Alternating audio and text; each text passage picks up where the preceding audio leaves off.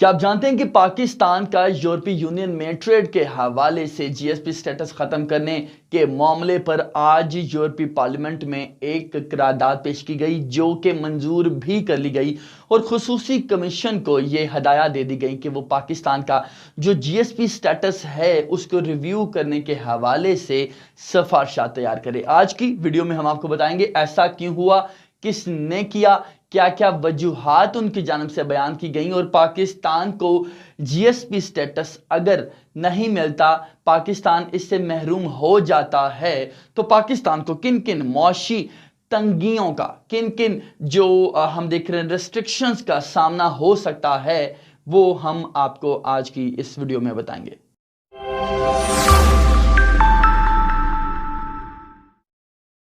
अस्सलाम वालेकुम, पाकिस्तान जिंदाबाद। मोहम्मद नासिर बट मेरा नाम है और आज यूरोपीय पार्लियामेंट में स्वीडिश जो रुकन पार्लियामेंट हैं चार्ली, उनकी जानिब से एक करारदाद पेश की गई। उनकी जानिब से यह मुतालबा किया गया कि पाकिस्तान से जो 2014 से पाकिस्तान के पास एक जीएसपी स्टेटस मौजूद है उसको वापस लिया जाए। उनकी जानिब से बाकायदा तकरीर भी की गई। उनकी जानिब से पाकिस्तान पर बेबहा इल्जामात लगाए गए। कहा क्या गया, पहले आप वो मुलाहिजा फरमा लीजिए।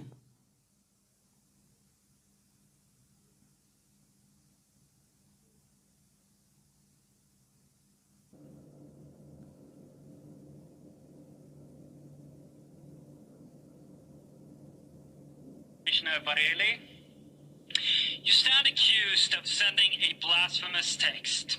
You protest, but I'm illiterate. The verdict? Guilty. Sentence? Death.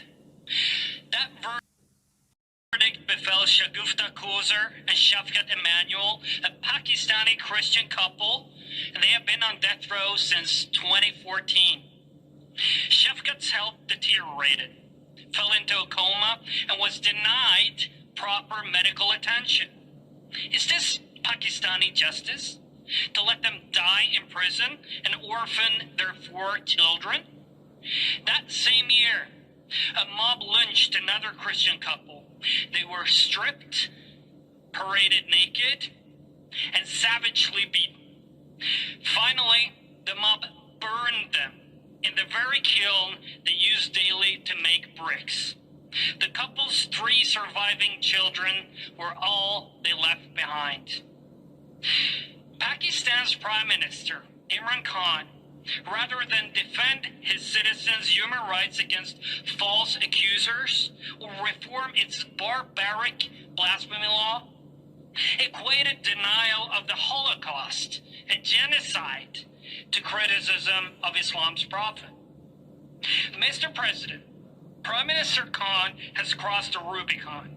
EU policy towards countries that enable Islamic extremism must be resolute.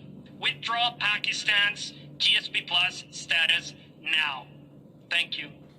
आप सुन चुके किस तरह से उनकी जानिब से पाकिस्तान पर इल्जामात लगाए गए कि पाकिस्तान में माइनॉरिटीज़ के जो राइट्स हैं उनको वायलेट किया जाता है। उनकी जानिब से सबसे बड़ा जो इल्ज़ाम लगाया गया कि पाकिस्तान में जो ब्लास्फेमी के केसेस हैं उनमें रोज़ाना की बुनियाद पर इजाफा देखने में आ रहा है। जी, उनकी जानिब से ये भी कहा गया कि हाल ही में जो हमने देखा कि रिलीजियस पार्टी की जानिब से बाकायदा प्रोटेस्ट हुआ, तो उनकी जानिब से ये भी कहा गया कि जी जो फ्रांस के ख़िलाफ़ पाकिस्तान में मौजूद एक मजहबी जमात की जानिब से नारेबाजी हुई और हुकूमत की जानिब से भी कोई सख्त एक्शन नहीं लिया गया। उसके बाद हम ये मुतालबा करते हैं कि पाकिस्तान जीएसपी प्लस स्टेटस का अहल नहीं रहा। ये भी उनकी जानिब से कहा गया कि जो पाकिस्तान में मौजूद एनजीओज़ हैं, इसके साथ साथ जो जर्नलिस्ट हैं, उन पर ऑनलाइन ऑफलाइन जो अटैक्स होते हैं उस पर भी पाकिस्तान इस सारी जो प्रिविलेजेस हैं, जो पर्क्स हैं, जो जीएसपी स्टेटस के बाद पाकिस्तान को मुयसर थी,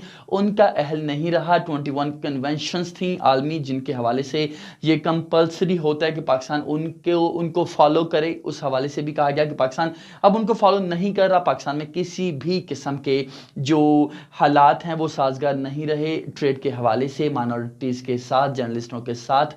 इसके साथ साथ जो इंटरनेशनल एनजीओज़ यहाँ पे काम कर रही हैं उनके लिए भी हालात साजगार नहीं हैं। ये तमाम तर इल्ज़ामात उस रेजोल्यूशन में लगाकर पाकिस्तान को इस इंतहाई मौजू ट्रेड के एतबार से जो स्टेटस मिला हुआ था, स्पेशली जो यूरोपीय मंडियां हैं उनमें, उसको पाकिस्तान के साथ अलग करने की कोशिश की जा रही है जी। चार्ली विमर इनका नाम है, जो स्वीडिश पार्लियामेंटेरियन हैं, उनकी जानिब से बाकायदा तकरीर की गई, उनकी जानिब से करारदाद पेश की गई, जिसके बाद हमने देखा कि जो सिचुएशन थी वो यकीनन बदल गई और जो पार्लियामेंट थी उसने फौरी तौर पर जो कमीशन था, इसके साथ साथ जो यूरोपियन एक्सटर्नल एक्शन सर्विस हैं, उनको इमीडिएटली इस सारी सिचुएशन को टेकअप करने का हुक्म दिया और पाकिस्तान को जो GSP स्टेटस है उसको रिव्यू करने के हवाले से जायज़ा लेने के अहकाम दिए।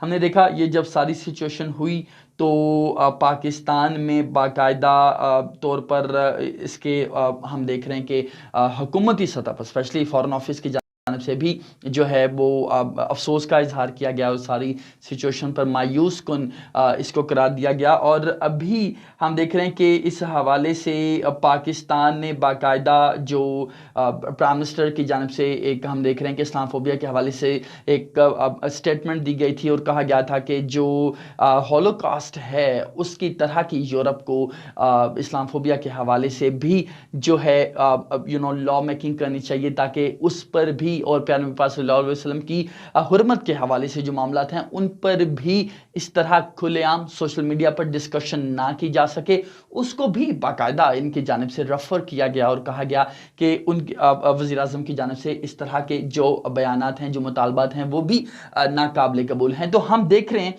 अभी की जो सिचुएशन है वो इस तरह बन चुकी है कि पाकिस्तान के दफ्तर खारजा ने इस पर रद्द-ए-अमल दिया और जो ह्यूमन राइट्स की मिनिस्टर हैं, चूंकि इल्ज़ाम ये आयद किया गया है कि पाकिस्तान में ह्यूमन राइट्स की वायलेशंस होती हैं, तो शीरीन मज़ारी की जानिब से फौरी जो है ट्वीट आई और उन्होंने कहा कि ये जो साहब हैं जो के करारदाद पेश कर रहे हैं, इनको जो स्वीडिश प्राइम मिनिस्टर हैं स्टीफन लॉफन, वो इनको एक फाशिस्ट सिंगल इशू पार्टी जो है नाजी और रेसिस्ट रूट्स के साथ तशबीह देते हैं। और उन्होंने कहा कि ये जो शख्स हैं जो कि करारदाद पेश कर रहे हैं, इनकी खुद की कोई मॉरल ग्राउंड्स नहीं है, इनकी कोई मॉरल पोजीशन नहीं है। तो हम देख रहे हैं कि ये सिचुएशन बन चुकी है और इंतहाई अफसोस की बात है कि पाकिस्तान का जो मीडिया है, स्पेशली उर्दू मीडिया, उनके पास इन इश्यूज़ पर बात करने के लिए वक्त नहीं है। काश ये होता और कैसा ही अच्छा होता कि पाकिस्तान मीडिया में बाकायदा इस पर रिपोर्ट्स बनाई जाती हैं और बताया जाता कि पाकिस्तान में किसी भी किस्म की जो ब्लास्फेमी के हवाले से इल्ज़ामात लगाए जा रहे हैं और कहा जा रहा है कि पाकिस्तान में आए रोज़ झूठे मुकदमा दर्ज किए जाते हैं और बड़ी तादाद कही जा रही है जो कि पाकिस्तान की जेलों में सड़ रहे हैं और उनको फांसियाँ दी गई हैं और उन पर झूठे इल्ज़ामात हैं और ट्रायल्स भी उनके कोर्ट्स में सही नहीं हो पाते। उसके हवाले से पाकिस्तान की मीडिया एक रिसर्च रिपोर्ट जारी कर पाता और बता पाता कि पाकिस्तान में केसेस की तादाद ना होने के बराबर है। दूसरा ये भी इल्ज़ाम आयद किया गया कि पाकिस्तान में जो ह्यूमन राइट्स के इश्यूज हैं, स्पेशली विद द माइनॉरिटीज़, वो प्रोटेक्टेड नहीं हैं। कहा गया सिख, इसके साथ साथ क्रिश्चियंस और जो हिंदू हैं, इनके जो राइट्स हैं, वो जो फोर्स्ड मैरिजेस हैं उनके भी केसेस को रेफर किया गया। इसके साथ साथ जो फोर्स्ड कन्वर्जन ऑफ रिलीजन है उसकी भी बात की गई। इसके हवाले से भी कहा गया कि पाकिस्तान में बड़ी तादाद में ऐसे जो केसेस हैं वो रोज़ाना की बुनियाद पर रिपोर्ट हो रहे हैं। लेकिन काश ऐसा होता कि पाकिस्तान मीडिया में इस पर बाकायदा रिपोर्टिंग की जाती और बताया जाता कि पाकिस्तान में ये केसेस जो हैं वो ना होने के बराबर हैं। अगर एक आधा केस हुआ भी तो बाकायदा हुकूमती इदारे जो हैं वो हरकत में आए और सख्त एक्शन लिया गया पाकिस्तानी अदालतों की जानिब से भी और पाकिस्तानी हुकूमत की जानिब से भी। इसके बाद हमने देखा है कि जो सिचुएशन है वो काफ़ी ज़्यादा वर्स्ट हो चुकी है, क्योंकि इन केस अगर ऐसा होता है तो पाकिस्तान को काफ़ी ज़्यादा मुश्किलात का सामना हो सकता है। बिकॉज़ यकीनन हमने देखा कि यहाँ पर इस हवाले से शगुफ्ता कोसर और शफकत एमानुअल जो हैं उनके केस का भी जो है हवाला दिया गया और कहा गया कि उनको जेल में बंद किया गया है 2014 से। उन पर तौहीन नबुव्वत के जो हैं इल्ज़ामात हैं और उनकी जो पाकिस्तान की ट्रायल जो कोर्ट्स हैं वहाँ पर उनका ट्रायल जो है वो फेयर नहीं हो रहा और अभी तक फेब 15 2021 में उनकी जो हेयरिंग होनी थी वो भी ना हो सकी। तो केस दोबारा से खड्डे में पड़ गया और तातुल का शिकार है। तो ये भी उनकी जानिब से कहा गया और इल्ज़ाम ये भी लगाया गया कि पाकिस्तान में जो पॉलिटिकल स्कोर सेटलिंग है वो भी वॉलेशंस है फ्रीडम ऑफ एक्सप्रेशंस की। पाकिस्तान में रोज़ाना की बुनियाद पर जर्नलिस्टों पे अटैक होते हैं, इसके साथ साथ जो NGOs हैं उन पर भी अटैक्स होते हैं, स्पेशली जो माइनॉरिटीज़ से ताल्लुक़ रखने वाली जो फॉरेन NGOs हैं उन पर भी इल्ज़ामात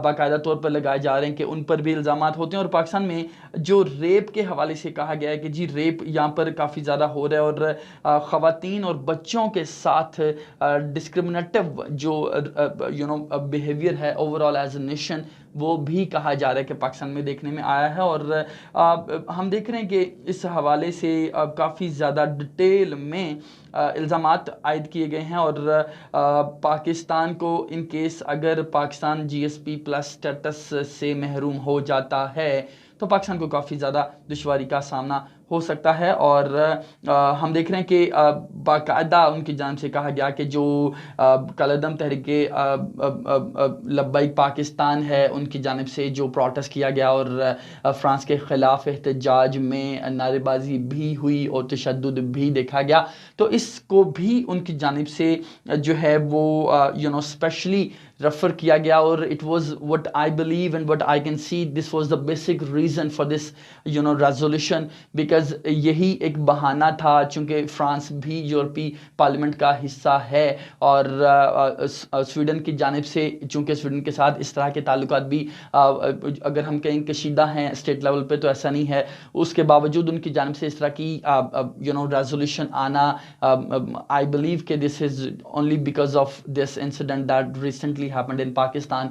और उसके बाद से हम देख रहे हैं कि इस इशू को बहाना बनाकर, हालांकि पाकिस्तान में वो जो इशू है वो सेटल हो चुका है और जो TLP है उनको बैन भी किया जा चुका है, लेकिन इस इशू को बहाना बनाकर पुराने तमाम तर जो गड़े और वो जो गाड़े हुए मुर्दे हैं उनको खोद कर निकाला गया, जिसमें जो फोर्स्ड कन्वर्जन ऑफ रिलीजन है उसके बाद भी की गई। इसके साथ साथ जो दीगर मामलात हैं जिसमें हम देख रहे हैं कि ब्लास्फेमी के कुछ इश्यूज थे माजी में हमने देखा, लेकिन उस हवाले से लॉ मेकिंग हुई और उसको प्रॉपरली अब हम देख रहे हैं कि लॉ के मुताबिक देखा जा रहा है। लेकिन उन तमाम तर 1987 से लेकर 2021 तक के जो केसेस थे उनको इस रेजोल्यूशन में बेस बनाकर पाकिस्तान को इकोनॉमिकली जो है नुकसान पहुंचाने की कोशिश की जा रही है। और ये भी देखा गया कि यूरोपीय पार्लियामेंट की जानिब से इंतहाई अफसोसनाक ये थी कि ये इस करारदाद को मंजूर कर लिया गया और पाकिस्तान के हवाले से खसूसी जो कमेटी और कमीशन मौजूद है उनको डायरेक्शंस दी गई to review this status of Pakistan. जो है पाकिस्तान का इस हवाले से अगर स्टेटस चेंज होता है तो पाकिस्तान को मौशी एतबार से काफ़ी ज़्यादा मुश्किलात के सामना हो सकता है और ये अफसोसनाक होगा क्योंकि पाकिस्तान की जानिब से इन तमाम ममालिक के साथ टर्म्स एंड रिलेशंस को प्रोटेक्ट करने के हवाले से ही हमने देखा कि स्टेट ने काफ़ी ज़ोर दिया और स्टेट ने ये कहा कि इन ममालिक के साथ हमारे जो रिलेशंस हैं वो बड़े इंपॉर्टेंट हैं और पाकिस्तान उनका एहतराम करता है। और पाकिस्तान उन रिलेशंस की बुनियाद पर ही पाकिस्तान की जानिब से फ्रांस के एम्बेसडर को पाकिस्तान में प्रोटेक्शन दी गई और उनको ना जाने का कहा गया।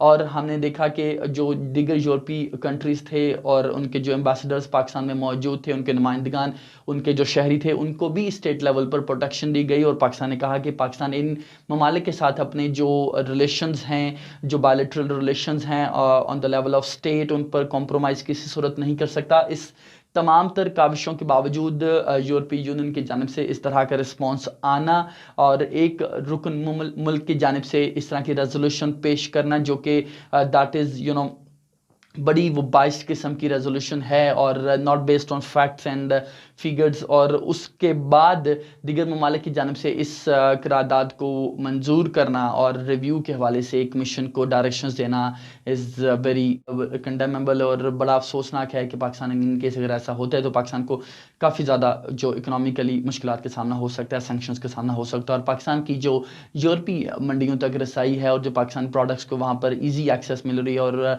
टैक्स में जो छूट मिल रही है और जो दीगर मामलात हैं उनमें भी पाकिस्तानी जो ताजर हैं और स्टेट लेवल पर भी पाकिस्तान को जो है दुश्वारी का सामना हो सकता है। वीडियो देखने का बहुत शुक्रिया।